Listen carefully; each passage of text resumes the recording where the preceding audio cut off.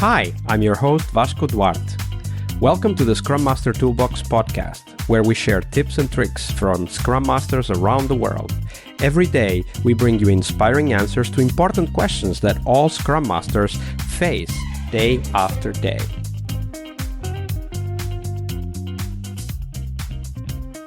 Hello everybody, welcome to a very special bonus episode. We have with us for this bonus episode a tag team of authors, Diana Larsen and Tricia Broderick. Hi both of you. Hi, Vasco. So we're all over the world. I'm in Finland. Diana, I just heard you were in Portland, US, right? Mm-hmm. How about Tricia? Where are you located as we record this? Mentally, I just flew back from South Africa, so I'm a little all over the place mentally still, but I'm in Denver, Colorado. Denver, Colorado. Very good, very good. So Tricia is the co-author of the book Lead Without Blame, which we will be investigating and learning from in this bonus episode. She's a leadership and organizational advisor with over 25 years of experience. Her transformational leadership ignites the growth of leaders and resilient, high-performing teams to deliver quality outcomes. She's a highly rated trainer, coach, facilitator, and also a motivational keynote speaker. In 2020, she founded Ignite Insights Plus Innovation. Is that how you pronounce it, Tricia? Yeah, Ignite, Insight, and Innovation. I was told that if you make it 3 words, then everybody will just shorten it to Ignite. And I like that. Ignite, I like that word. And Diana, many of you, of course, have heard of Diana here on the podcast, as she is the author of Agile Retrospectives, now in its 2nd edition. And she's also a leadership and team improvement advisor, offers consulting and mentoring. She's a very popular and sought after keynote speaker around the world. I just saw Diana a few months ago in the Nordics, in Sweden, to be exact. Mm-hmm. And she co-authored several books on agile leadership, also co-originated the agile fluency model, and is, as I said, the co-author of the book that I guess gets most mentions in the podcast, Agile Retrospectives. A true classic, if I may say so, even though it's not that old. It's only, 20 years old? 2006 it came out. All right, so not even 17 years old. You were close. Almost an adult, that book is. Yeah. So to both of you, I want to ask a little bit more about the title of your book. So the book is titled Lead Without Blame. Let's unpack that a little bit more. Let's start with you, Diana. What is this lead without blame? What does it mean, and how does it affect your perspective on leadership? Well, leading without blame means making space for learning, which we're going to be talking about in a little bit. But it also has to do with a lot of the other threads of conversations about leadership, like, are you providing psychological safety? Are your team members engaged? Is innovation possible where you are? All those kinds of things. And what Tricia and I had both observed, that in the organizations where there's a lot of finger pointing and people being worried about that, there is no psychological safety. There's very little employee engagement. There's no innovation. People are just scared all the time, worried about if they're going to be the one who gets blamed next. And so, we just said, let's talk about that. And of course, both of us, are very linked in with retrospectives. And one of the basic ideas of a retrospective, it is not a blame session. It is an exploration session. And so that also fed into our decision to go in the direction that we went.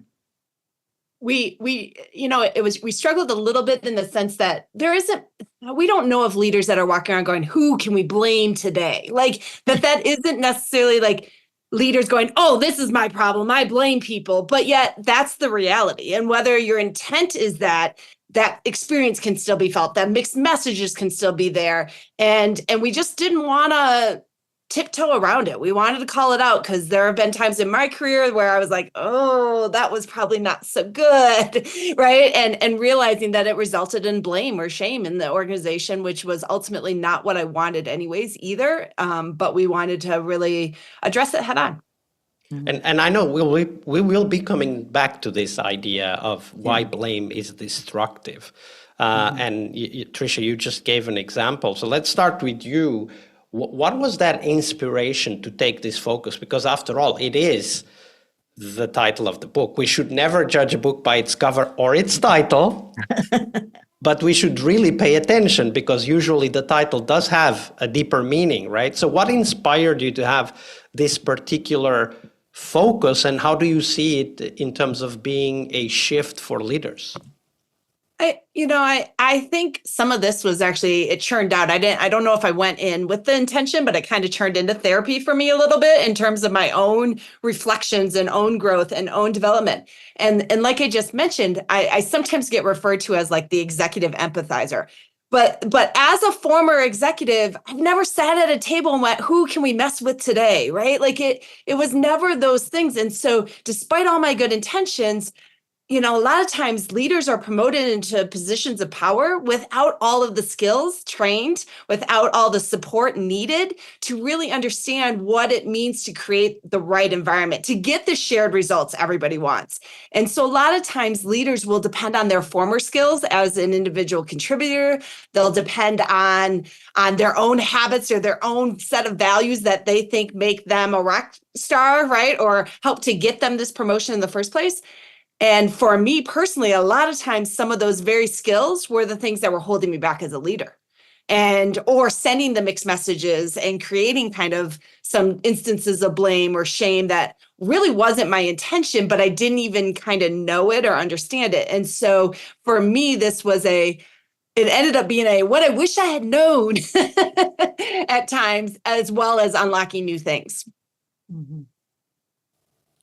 How about you, Diana? What led you to think that, okay, we need to talk about this. We need to, as Tricia said a moment ago, call it out and bring it into this new leadership framework? Well, it's always been in the back of my mind. I mean, it was there from before 2006 when the first Agile Retrospectives book came out. It's part of the reason that we said, let's bring the team together and let them do some problem solving and some learning and so on. And it's what I think about is every single time I have either been a part of or walked into an environment, a work environment that people were describing as toxic, blame and shame and judgment and is always rife in those organizations. People, the finger pointing, the covering our behinds so that the fingers don't get pointed at us, the worrying about how other people are being treated, that's always present whenever there is, a toxic work environment. And it's disheartening how many work environments get described as toxic, right? And so for me, that's what makes this a pivotal shift.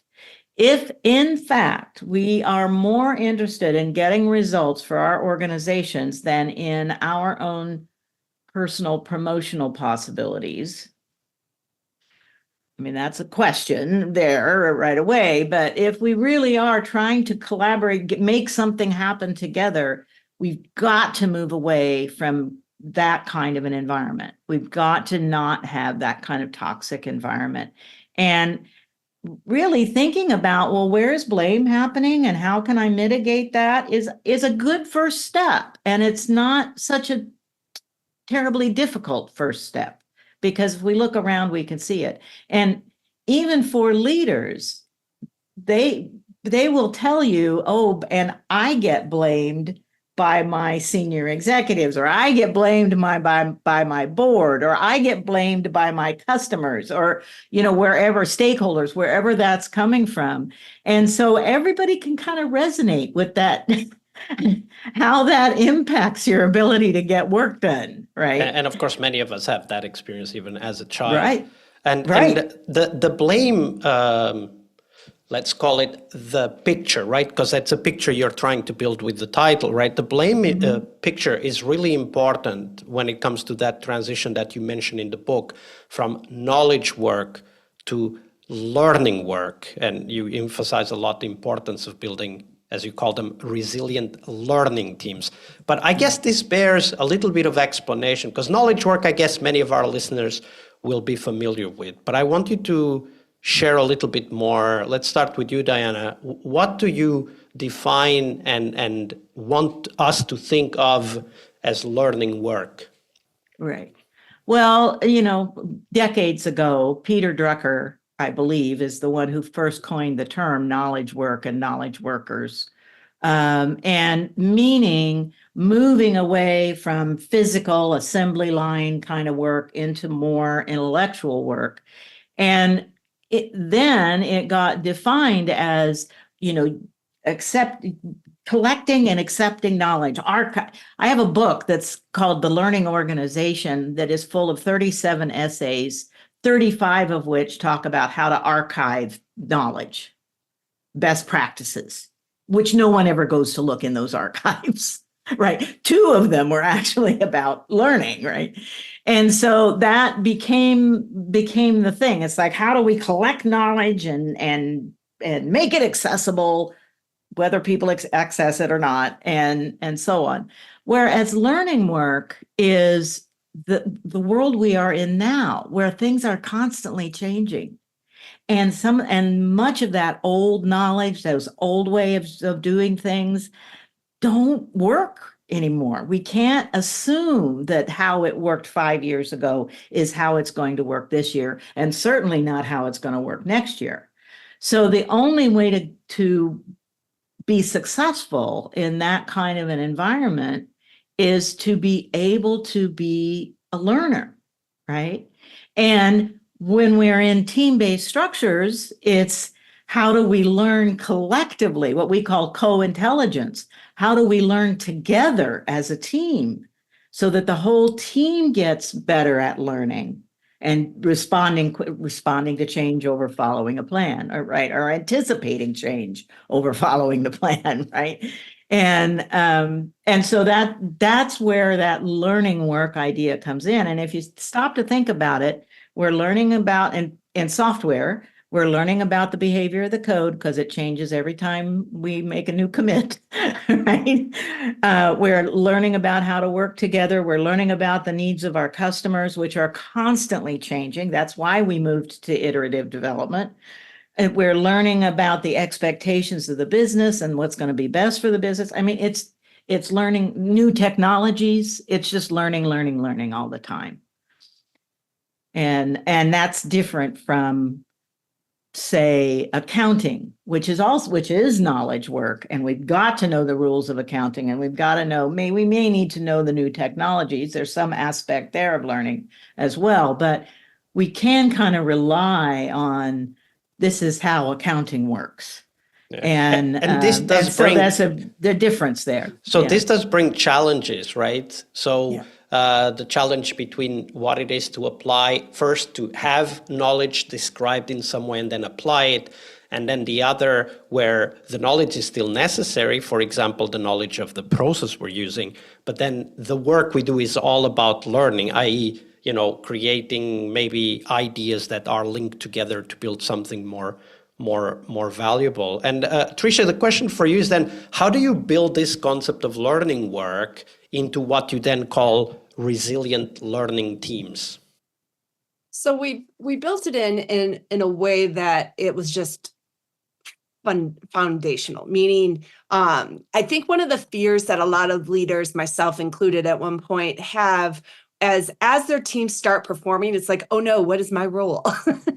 Oh no, what do I do? And so as we started talking, it's like, no, this learning work is ongoing. And so you're going to be helping to create that environment. And we talked about essential motivators or resilience factors, right? You're creating the right environment for that learning to thrive, for that learning to be done in a collaborative kind of way. But it's constant, it's ongoing. It's not like you're going, okay, this week we're going to learn. It's not this hidden off to the side thing. And so what you're really doing is to incorporate learning into a resilient learning team is that this team just embraces this ongoing dynamic of that is how we get work done. It isn't this separate thing. It is how we actually deliver. And that doesn't happen just because you call it that, right? Like, and that there's a lot of things that need to be in place for that learning to really be effective and to happen together. And we're going to talk about what needs to be in place and what leaders need to have in their minds and be mindful of when trying to create this learning environments. But I want to dig a little bit deeper, because you don't just call these teams learning teams. And I think that resilient word does need some unpacking. So bring it to us, like, let's say we're talking about a software team that is developing a product, right? Like the learning aspect, I think, Diana, you already mentioned it, and we get it, right? Like it's learning about the customer, it's learning about the technology as it evolves, it's learning about new technology that we need to integrate. Hello, AI, and we didn't even know half a year ago that we needed to integrate that, but now everybody needs to do that. It's not an easy technology to learn, and so on and so on. So learning part, I think it's quite sedimented in our minds, even though it's not easy to create that environment, and we'll get back to that in a second. But how about this resilient part, Diana? The resilient part comes in when we are in a place of constant change. And some of it's very big change. Like you just mentioned AI. A few years ago, we all, whether we liked it or not, ended up on remote teams. And one of the things that Tricia and I noticed was that some teams that we would have, who were co-located, that we would have called very high-performing teams, struggled with that shift to having to work remotely and having to, it took them months to sort of sort through and figure out how is this going to work, and the thing is, the world is throwing those kinds of challenges at us at an increasingly frequent pace, right? We're getting those kinds of things that are happening. And so resilience has to do with what is your response? What is your reaction to this new now big change that's or even small change that's being thrown at us? I mean, some teams struggle even with small changes, but resilience has to do with how quick do you bounce back? I mean, that's kind of the definition of it, right? Do you kind of wallow and let's recreate the way things were, or do you get busy learning about how things are going to need to be? And that's the resilient response. It's do we become overwhelmed by a change, or do we just say opportunity for some learning and get busy doing that? Because that's the real difference. Yeah, we talked about a number of different inhibitors that are going to come up in learning, and that resilience of when those inhibitors come up, when it's taking too much time, it's got baggage associated to it. How are you mentally reacting in that moment? Are you reacting in a way that's going, okay, let's go, let's support each other? Or are you acting in a way as like, forget it, this is never ending, what's the point now, right? And it's not how we do it here.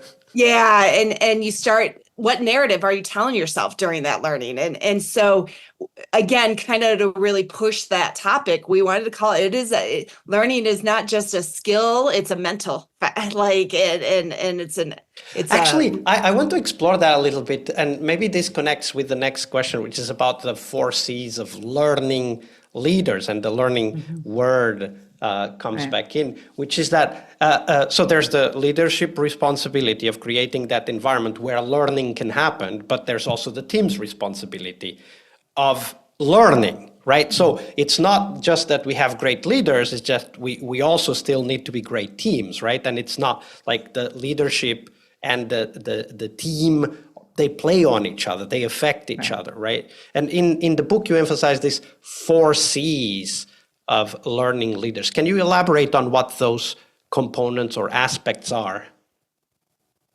Well, the components of the learning leaders, and I just want to stop a minute and say, we're not just talking about leaders with some sort of formal organizational title. We are talking about the person who on the team who knows the most about how AI is going to work and is able to sort of step into leadership in the team in that moment when they need to understand more, but they may not call themselves a leader in an ongoing kind of way, but they take a leadership role from time to time. So when we say leaders, that's who we're talking about. Everybody who ever does anything like that, titled or not. So the 4 C's are courage, compassion, confidence, and complexity. And the idea is that to become effective at leading other people in this world where we need more resilience, you have to be able to model what it means to be a learner in your role as a leader. And so having the courage to challenge the status quo, to show that you are a learner, you don't have all the answers. I mean, in some organizations, that takes enormous courage, right? Having the compassion, like Tricia referred to earlier, there are inhibitors to learning. So having compassion around how are my team, the team I'm working with, either my team of peers or the team I'm trying to support, where are their inhibitors? What's going on there? What's in their way of learning, and having the compassion to know that when you are learning, the production may slow down a little bit while the learning is happening, but then once you get through that, you presumably get an acceleration, right? And so trusting that. And then confidence, being able to say, I've created this thing, my people are stepping up, they are learning, they are producing well. I have confidence that they, in their ability to learn, no matter what comes along, and being able to communicate that to the team. And then complexity is leaders. I mean, not everybody understands all the ins and outs of complexity. I don't know if anybody else does, but I have a little bit of a handle on it, right? And I can share that with the people I'm working with when we encounter that kind of super complex situation, not just complicated, but now we're going to have emergent properties, all these other things are going to happen. And it's okay. We can deal with the ambiguity of that. We can deal with the fact that it's changing really fast and those kinds. We can deal with the uncertainty. We know that certainty will emerge. Yes, right? We it's not even expect dealing it. with it. It's like we expect it. Right. So those are the 4 C's. And what we want is for leaders to say, oh, here is a way I can lead without blame. I can build, to whatever degree I have these skills currently, I can strengthen them. I can build them more, and I can make sure that I'm sharing them with my team. And building on that, in the book, you also talk about leadership through learning, and you already gave a few examples. But Tricia, how do you define this form of leadership? And if you could find a contrast to kind of illustrate what it is to lead through learning rather than, let's call it what we would call the more traditional hierarchical tasking, right? Like the more, order giving rather than creating the environment for learning. Yeah. So the way that we approach this was leadership through learning has these, okay, as a leader, am I exemplifying these 4 C's, right? Because if I'm not, I can label all the things all day long that I want to, but am I really approaching these things together? And so what we talk a lot about is at a fundamental stage, or what we call essential motivators, right? How do we start building engagement? How do we start building collaboration with things? Do we have a shared purpose? Is it meaningful to people? Because so often people are like, well, they're not working together. Well, now they're not learning, right? And so do we have something that's giving them this urgent but meaningful kind of reason to come together to learn together, right? Then there's the autonomy. There's the am I to play off of the confidence, right? How am I building my own abilities and things, which then is creating two-way trust with my leader because they have confidence in my abilities. I'm starting to gain confidence in my own abilities as a team of getting things done. And then co-intelligence, which Diana mentioned earlier, is really a foundational dynamic of that collaboration and where we start unlocking new wisdom, right? It isn't just what Diana brings to the table and what I bring together, but when we came together, we unlocked a whole set of information that neither one of us individually had, but our combination together was like, oh, we could do this, right? With that. And we refer to these as kind of that essential motivators. And so like as a leader, I'm coming with these 4 C's, but do I have an environment? Do I have a system in place where the motivators to get people to start coming together, to get them to start wanting to learn together, to get them to start wanting to engage, are they present? And if they're not, you're in trouble, right? Like, and so how intentional are you being with that? And then you get to that stage, and then we're starting to really, as you had highlighted, there was a reason we had the resilience, right? And so then it's a matter of building the resilience factors where we start talking about really building that connection, collaborative connection in the team, kind of starting to increase our trust, increase our psychological safety, increase those elements. And these ones are no particular order, neither were the essential motivators. They all have to be kind of presence, right? And then you have inclusivity, inclusive collaboration. Just having a seat at a table is not enough. If we really want to hear the wisdom of the crowd, that only works when people have a sense of belonging, when people have a sense of engagement that is truly inclusive, right?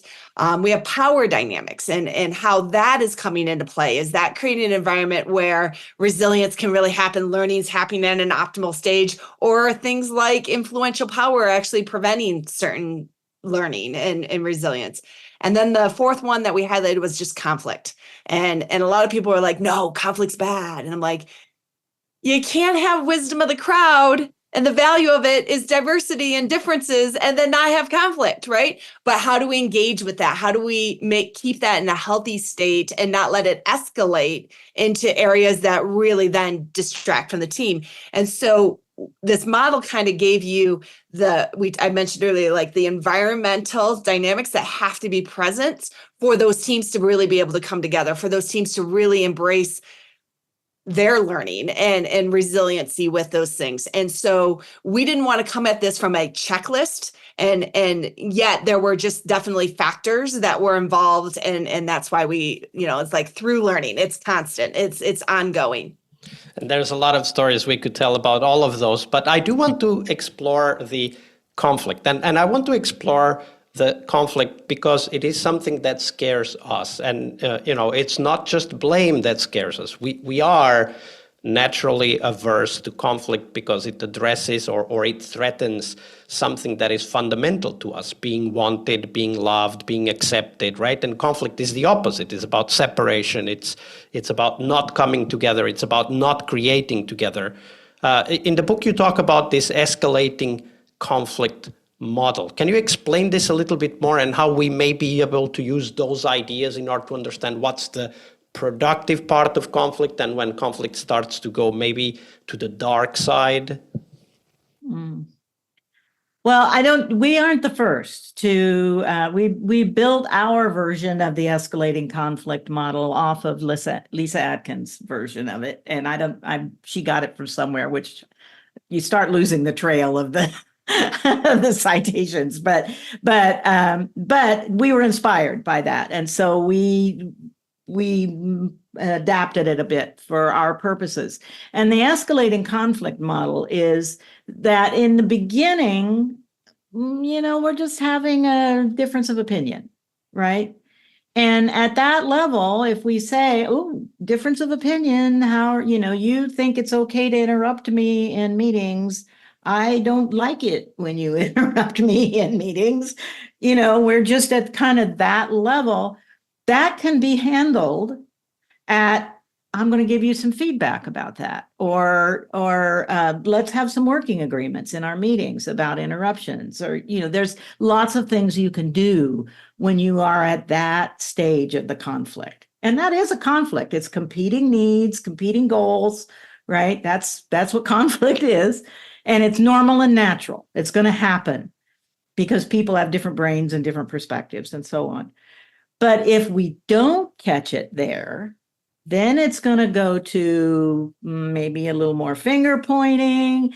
And then it gets a lot more uncomfortable because now maybe coalitions are forming in our team. And, and then it just keeps going until, in the model, there's kind of out and out nuclear war, right? So, so the idea is a way of thinking about where are we with this. If now we identify a conflict, where are we on the scale? How bad is it? how destructive could this conflict be at where we are now?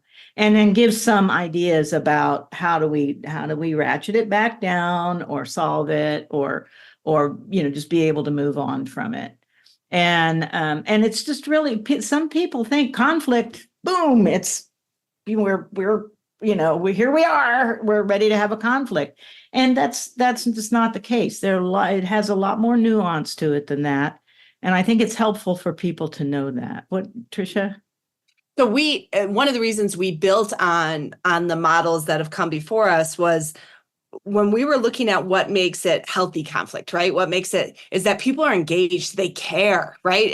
And so we actually even added a level in the healthier areas, passionately dispute, right? It's like, I am not scary until I stop speaking. When I stop speaking, you should run. Right? Like if I am still engaged, I might be louder. I'm Italian, right? Like I might do different, like, and part of that is also going back to the inclusivity thing is like everybody's cultures are different. And what might be really uncomfortable for you might be normal and natural for somebody else. And can we recognize the engagement, the care, the interest that is not self-serving? That is when we're still in this healthier place, right? Even if it's done in a slightly different way than I would have done it or somebody else would have done it, right? You can tell people are engaged because they care about the shared end goal, even if they're not engaging in a way that might have some safety issues for you with it. You can, as Diana said, talk about feedback, get things and highlight stuff. It's when that escalation starts happening where it stops feeling like it's about the shared goal. And then there's some, I must win, or I am doing this for this noble cause for other people. And now I must win on a grander scale. Like once it stops, you're not engaging anymore, you're positioning. And that is when who would want that, right? Like that is when we are, but so many people put those just in the same bucket, or they're so afraid of the other that they avoid the first part. And the problem is so often we end up in that second unhealthy part because we're avoiding the first part versus just engaging in the conflict. I always say conflict's just a sign something's trying to happen or some information needs to be shared. And so for me, I won't shy away from that because I think we did some statement in the book, and I won't quote it directly, but it's like unhealthy conflict, drama, right, is the consequences of not having conflict. And I'm more afraid of that than I am ever of having a passionate dispute with somebody. Yeah, I have to say that I'm very much with you, Tricia, but I also recognize that in some cultures and also some people are just not comfortable with that. And one of the places where we may need to trigger as leaders, we may need to trigger conflict or at least surface it is in retrospectives. So let's go there a little bit. And how do you recommend teams conduct these retrospectives so that they focus really on the learning and adaptation and not, as it usually happens, on venting and sharing frustrations? Yeah. Well, some of that is a pre-retrospective work, which is like creating some working agreements for the team about this, about do we value each other's perspectives? Do we, and I think of it as Tricia was talking, it's almost like as long as we have differences over here, but it's still us against the issue, us trying to achieve the same goal, we're good, right? The minute it becomes, no, you're the bad guy, I'm the good guy, then we know we're starting to blame right? I mean, that is where it starts coming in. And so it's being able to listen to the conversations in a way, listen to our own conversations in a way. What languages are we using? Is it still, are we still both focused on getting creative about whatever it is out here that we're trying to achieve together, even though we may not agree on how to get there right now? That's okay. That's good. That's juice, right? For the grist for the mill, as they say. That's juice. But when it shifts, then we need to stop and take kind of a what's going on here, assess the situation, and go, wait a minute, we need to back up, right? And I think that's and leaders need to be able to model that behavior, need to be able to point it out, need to be able to say, as in my role as a leader or in my temporary role as the person who knows the most about X, Y, or Z, I want to just bring us back to why we're really here together. And that's a role, that's that's the holding up the mirror that a lot of times consultants and coaches talk about, right? It's like, let's look at what's going on here and learn Mirrors from can that. be scary, though. Mirrors can be scary, absolutely. It is But it is, yeah. how do you say, it's a very delicate balance between calling Yes. out in a productive and constructive way and calling out as in blame, right? Because there's also, whenever we do something as leaders, we have to acknowledge that it's not what is said, it is how it is received. Right. So, Tricia, in your experience, what are some of the things that we as leaders can take into account to try to avoid our calling out of that conflict being perceived as blame or destroying the ability to explore the conflict, to mine the energy in the conflict for the greater good? So one of the things that we did in the book, we were very intentional about, is we gave example retrospective designs.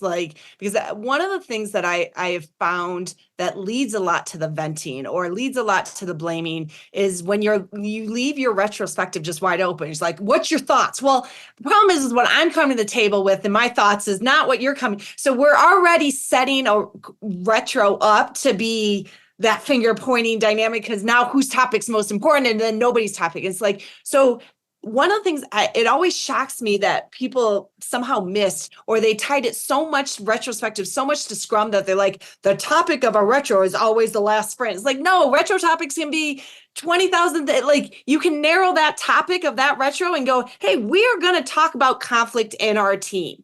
And our goal for talking about conflict isn't just to go conflict, right? Like, what are we trying to achieve with this topic? And what's our objective with this?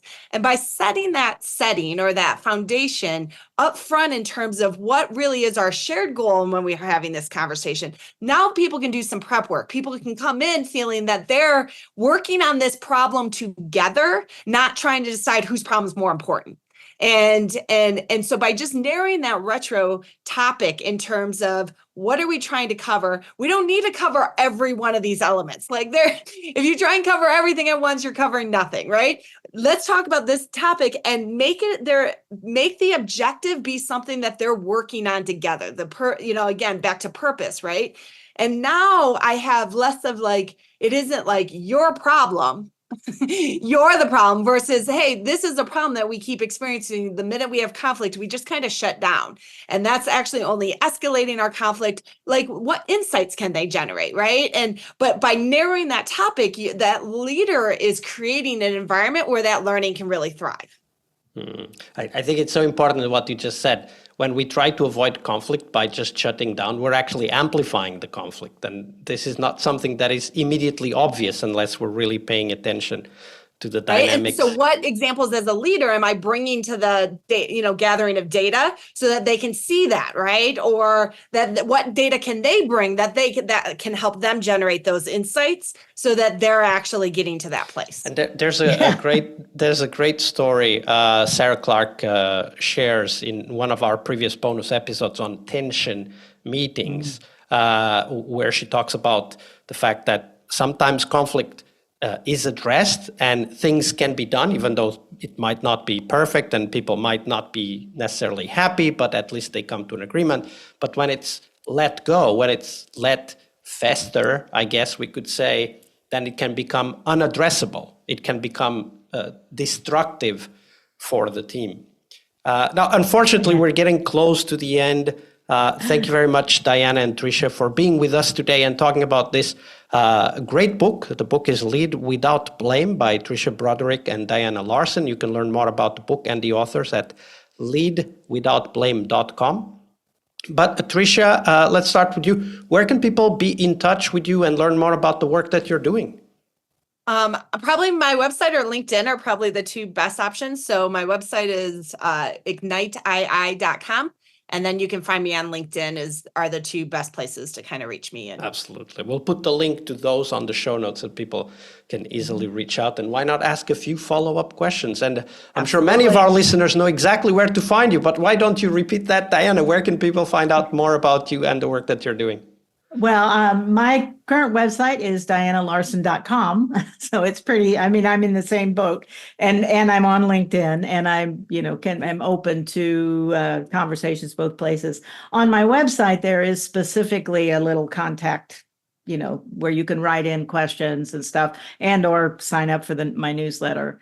And and we get all kinds of questions that way. And it's kind of fun to get, sometimes it ends up in a Zoom call, Yeah, absolutely. And there's so much we can learn from each other. So reach out. Diana and Tricia, thank you very much for your generosity with your time and your knowledge.